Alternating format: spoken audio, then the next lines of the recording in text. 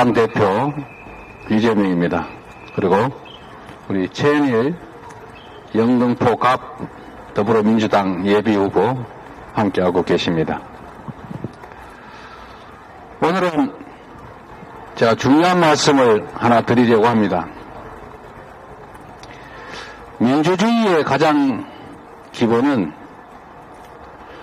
우리가 모두 합의한 법과 질서를 모두가 지키는 것입니다. 누군가가 그 약속된 질서를 어겨서 부당한 이익을 얻는다면 그것은 민주국가가 아닙니다. 그래서 평등의 가치는 특히 법 앞에서 중요성을 갖습니다.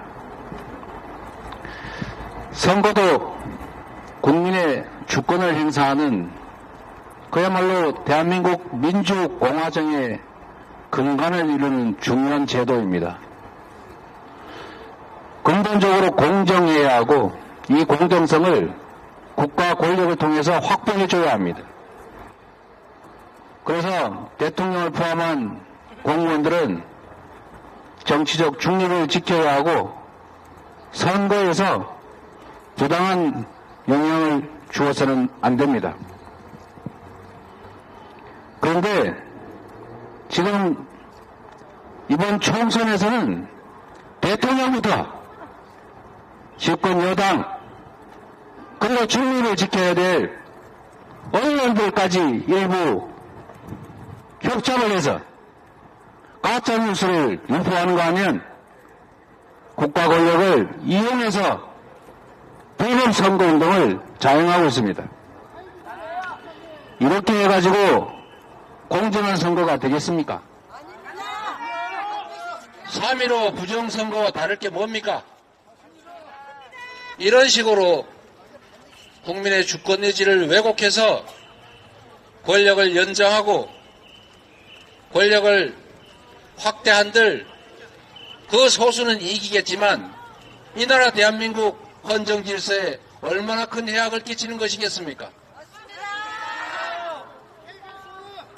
대통령이 선거에 영향을 미치지 않도록 평소에 하던 일도 자중해야 하거늘 평소에 하지 않듯 온갖 간담회 명목으로 여기저기 다니면서 사실상 공약이나 다름없는 정책 발표를 하고 있습니다.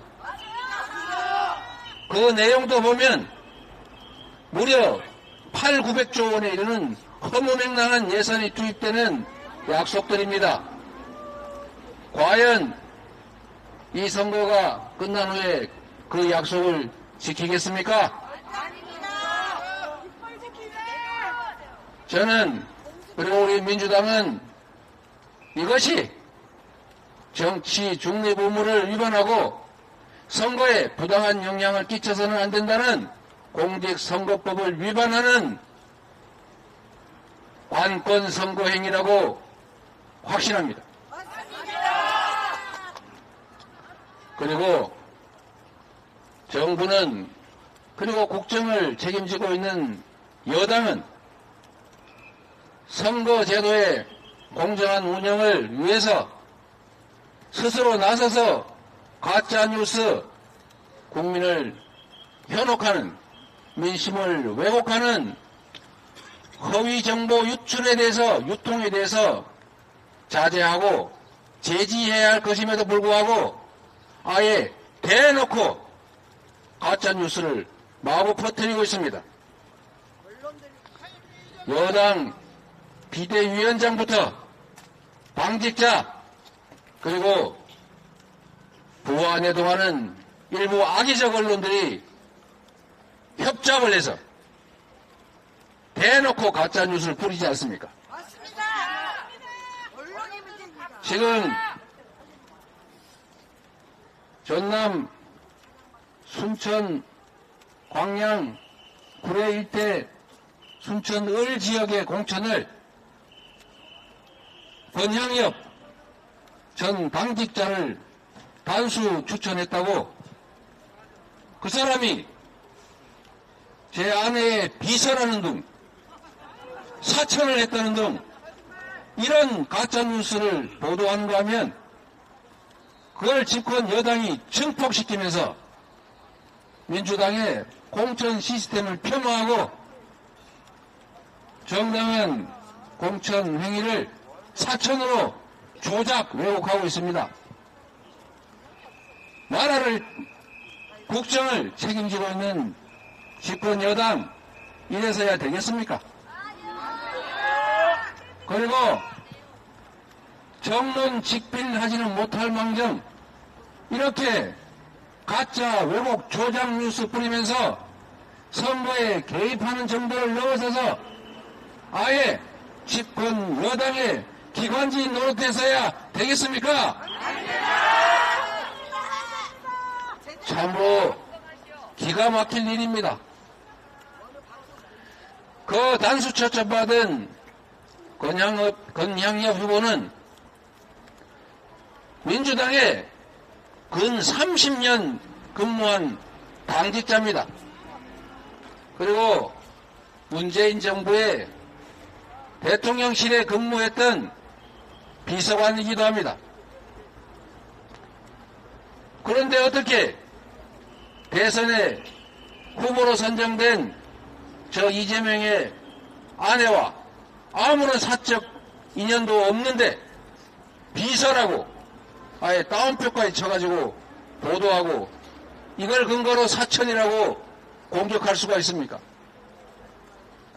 제 아내는 그 사람과 아무런 개인적 인연이 없습니다. 대통령 민주당 후보의 아내였을 뿐이고 권향엽 후보는 민주당의 당직자 출신으로서 대통령 후보 배우자실 여러 명의 부실장 중에 한 명이었을 뿐입니다. 그게 어떻게 개인의 비서로 전락할 수가 있습니까? 그걸 근거로 어떻게 사천을 했다고 주장할 수가 있습니까? 앞으로 지금까지는 인내해 왔지만 이 사안을 포함해서 앞으로는 가짜 뉴스를 퍼뜨리거나 또는 가짜 뉴스에 의존해서 선거 질서를 어지럽히는 여당 그리고 정부 그리고 대통령까지도 모두 법적 조치를 해서 언젠가는 반드시 책임을 지게 하겠습니다. 우리 국민 여러분께서도 이 사실에 대해서 함께 분노해 주십시오. 모두가 이 사실들을 숨기고 가려서 듣지 못하고 보지 못하게 할지라도 여기 계신 우리 시민 여러분, 이 현장을 보고 계신 유튜브 시청자 여러분, 절대로 잊지 말고 속지 말고 대한민국의 주권을 민주주의를 지켜 주십시오. 가짜 뉴스에 속지 말아 주십시오. 민주당의 이 정당한 투명한 공정한 공천에 대해서 왜곡되고 조작되고 허구의 정보들이 마구 넘쳐날지라도 그 속에서 진실을 꼭 가려봐 주시기 바랍니다. 이 정권이 국민의 귀를 막고 국민의 입을 막는 그야말로 입틀막 정권이라 할지라도 우리는 열려있는 다른 귀로 듣고 틀어막히지 않은 다른 시간 내에 말하고 가리지 않은 그런 공간에서 진실을 직시하면서 반드시 이 정권의 이 무도한 행위에 대해서 엄정하게 책임을 물읍시다, 여러분.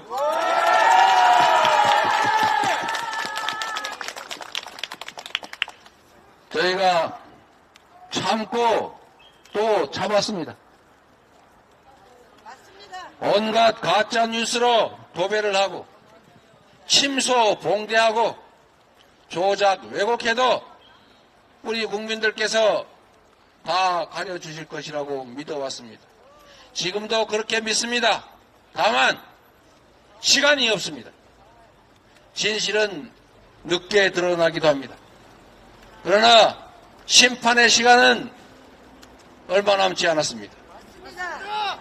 그래서 여러분께 설명드리고 호소드리는 것입니다.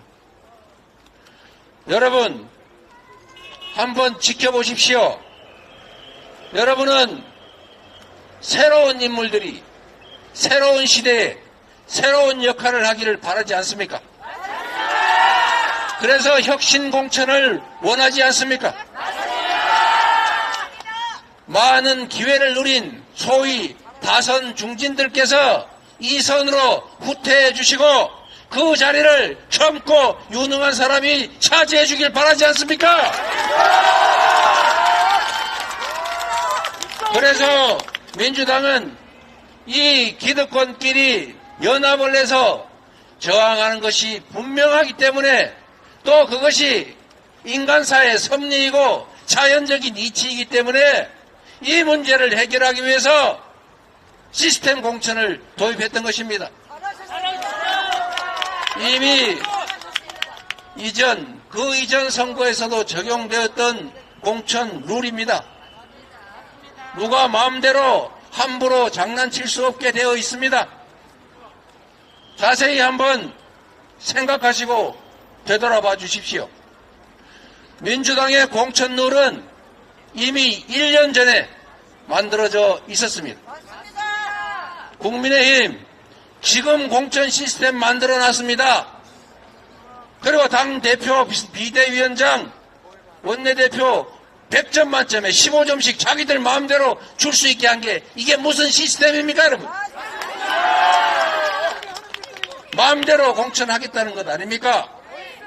그러나 민주당은 이미 1년 전에 아주 세세한 규정을 두고 그에 따라서 객관적인 3자들이 위원회를 만들어서 평가하고 선정하게 되어 있습니다. 또 그렇게 했습니다.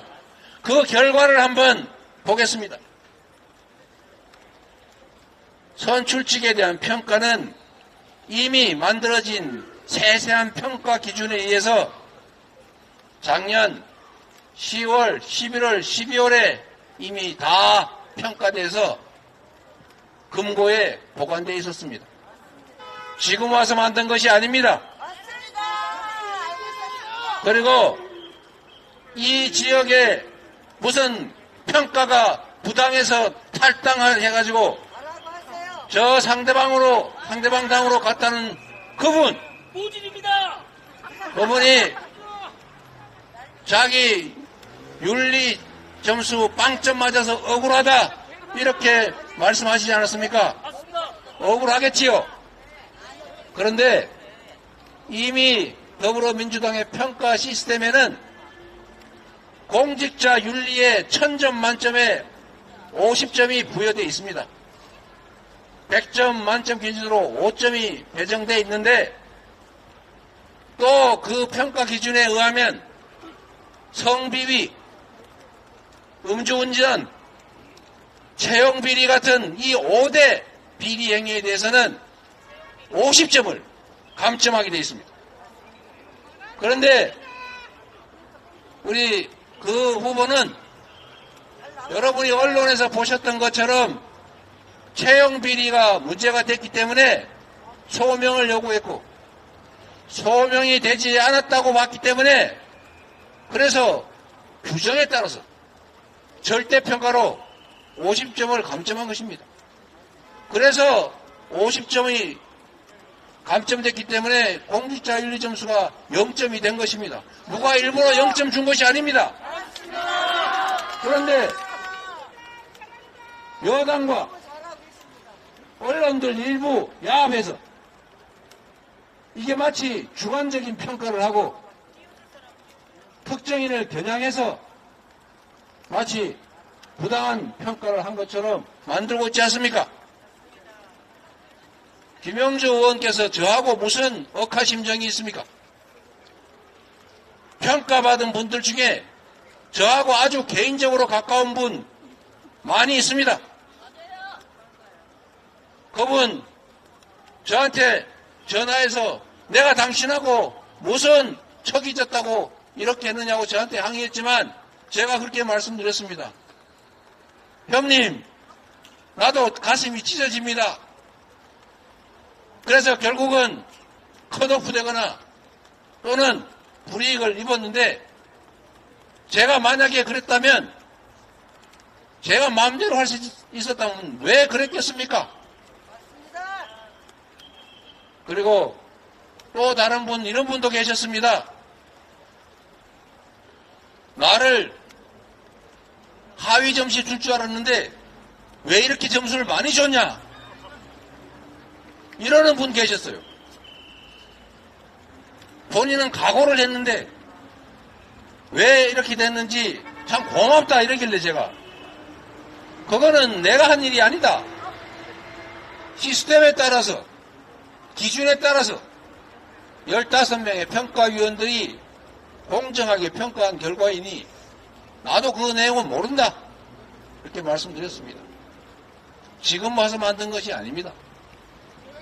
그리고 지금 사천을 했느니 무슨 측근을 공천했느니 하는데 여러분이 직접 한번 지적해 보십시오. 제 측근 중에 공천받은 사람이 누가 있습니까? 누가 단수 추천받았습니까? 경쟁자가 없어서 단수가 되었거나 워낙 비교가 안 될 정도로 차이가 많아서 어쩔 수 없이 단수한 경우가 있기는 해도 오히려 이재명의 측근이라는 이유로 가깝다는 이유로 불이익받고 컷오프 당하고 이런 사람들이 훨씬 많습니다. 제 머리에 지금 번뜩 떠오르는 사람만 해도 목포에서 저기 완도에서 광주에서 전북에서 경기도에서 서울에서 수없이 저에 대해서 도움 줬던 분들이 잘려나갔습니다. 오히려 더 엄정하게 심사해서 혹시 가까운 사람이라고 해서 혜택 주는 거 아니냐 해서 읍참마속하는 심정으로 다 용인했습니다. 공관위, 전략공관위에서 결정하는 거 제가 관여하지 않았고 제지하지 않았습니다. 맞습니다. 알고 있습니다. 증거를 하나 대보십시오. 하나라도 부당하게 측근을 공천한 게 있는지, 부당하게 측근한테 이익을 준 것이 있는지, 없습니다. 구체적인 예가 없다 보니까 결국 권양여 후보의 길을 만들어낸 것 아닙니까? 그 사람이 어떻게 제 아내의 비서입니까? 대통령 후보 선대위원회 거기 후보 비서실에 한 역할 부실장을 맡은 것 뿐인데 그걸 비서로 만들어가지고 사익을 위해서 공천한 것처럼 그렇게 어떻게 조작을 합니까? 두 번째로 국민들께서 원하시는 다선 중진들이 이 선으로 좀 물러나고 젊은 신진 기회들에게 기회를 줘라. 이 국민적 요구가 실제로 어떻게 진행됐는지를 국민의힘과 민주당을 비교해 보십시오. 민주당 다선 중진 의원들께서 일부는 불출마하시고 일부는 안타깝게도 컷오프 되시고 또 일부는 경선에서 탈락하고 있지 않습니까? 다 시스템에 따른 것입니다. 그런데 국민의힘 다 돌려막기 공천하고 현역 불패하고 전부 다 살아남아 있지 않습니까? 김건희 특검 재의결 막으려고 했는지는 모르겠는데 결국 이런 식으로 이름 붙인다면 특검 방해 공천한 거 아닙니까? 중진들 다 살아남아 있지 않습니까? 다 경선 기회 갖지 않았습니까? 대부분 공천 받지 않았습니까? 그걸 문제 삼지 않고 이렇게 많은 수의 다선 중진들이 불출마 또는 컷오프 경선 탈락 이렇게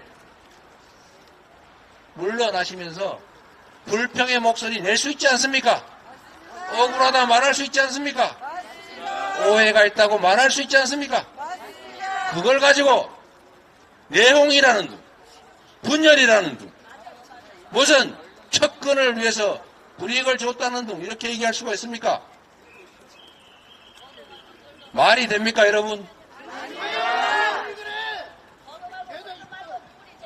그리고 또 이런 것도 있습니다. 민주당은 지금 여러분이 보시는 것처럼 경선 과정에서 현역들이 안타깝게도 많이 탈락하고 있습니다. 광주에서는 한 분 빼고 지금까지 경선한 분 중에 모든 현역이 탈락했습니다. 이유가 뭐겠습니까? 현역들 쉽게 당선되게 하는 방법이 있습니다. 여러 명 동시에 경선해가지고 1등 하는 방식으로 하면 다 현역이 이길 수 있습니다. 그런데 민주당은 신진들에게 기회를 주기 위해서 원칙적으로 경선을 하게 했고 원칙적으로 양자 경선을 하게 만들었고 1대1 경선을 하게 했고 3인 이상이 경선할 경우에는 예외 없이 정말로 특별한 경우가 아니라면 결선을 하게 했습니다. 그래서 현역 의원들께서 많이 억울해들 하십니다. 그 결과로 많은 분들이 탈락하고 당의 공천 시스템을 원망하고 저를 원망합니다. 제가 이번 공천 과정에서 저의 가까운 세력을 구축하려고 했고 구축했다 이렇게 헛소문 또 퍼뜨리고 있습니다. 이번 공천 과정에서 저는 너무나 많은 것을 잃었습니다. 공정한 공천은 기득의 권리를, 기득의 지위를 가지고 있는 분들한테는 손해입니다. 그게 좋든 나쁘든 도전하는 사람들은 약자들입니다. 약자들을 부축해서 함께 공정하게, 경쟁하게 하는 거, 이게 제가 해야 될 일이라고 믿었습니다.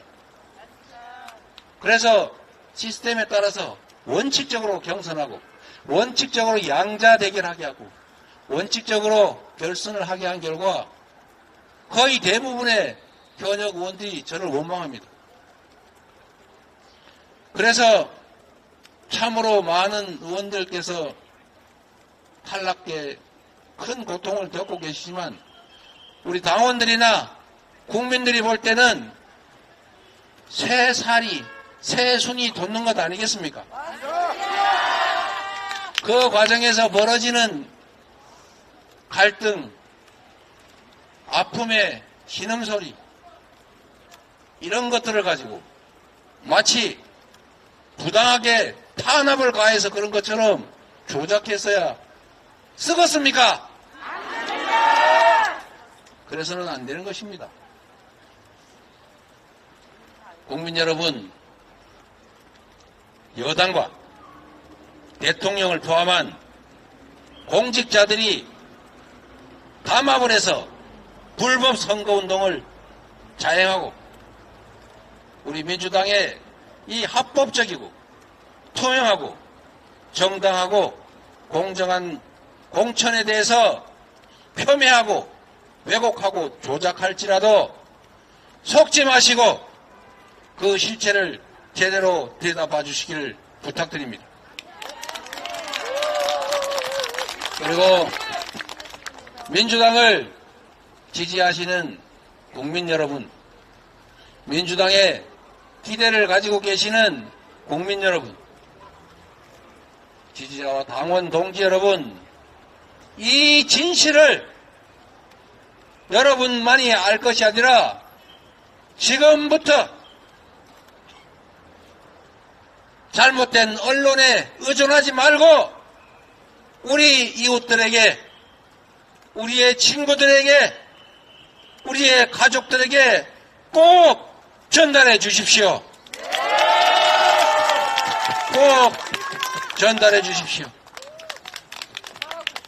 허구에 조작된 왜곡에 속지 마시고 진실을 전달해서 이 못된 폭압 정권, 윤석열 정권, 그리고 그들의 이 실정을 국민들에게 꼭 알려주십시오. 우리가 언론이다. 역시 이재명이다. 기자들은 죽었다. 나라를 망치는 제1인자들이 기자고 언론이다. 똑바로 수사. 이것만 언론. 일비 언론을 일부에 걸어놓고 산지 2년째다. 인생 폭망했어. 국민 여러분, 이번 선거는 다른 선거와는 또 다릅니다. 이번 선거는 이 나라의 명운을 결정합니다. 단 2년도 안 된 이 짧은 시간에 국회가 입법권으로 저지를 하고 있음에도 그 알량한 행정 권력만 가지고도 이렇게 나라를 망가뜨렸습니다.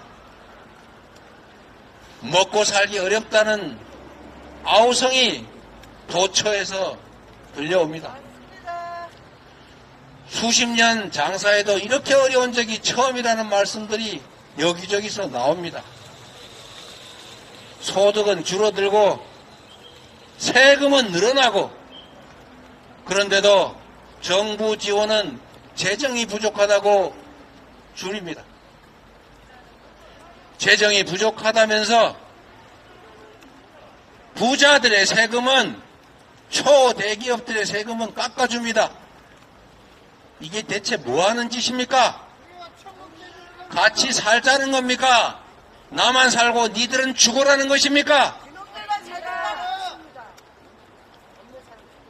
모두를 위한 공동체를 구성하라고, 더 나은 미래를 만들어 달라고, 나 좀 더 잘 살게 해달라고 권력을 맡겼더니 대부분의 사람들을 도탄에 빠뜨리고 자기를 포함한 아내, 식구, 측근, 자기들 세력만 배부르게 먹겠다고 이렇게 나라를 망치고 있지 않습니까?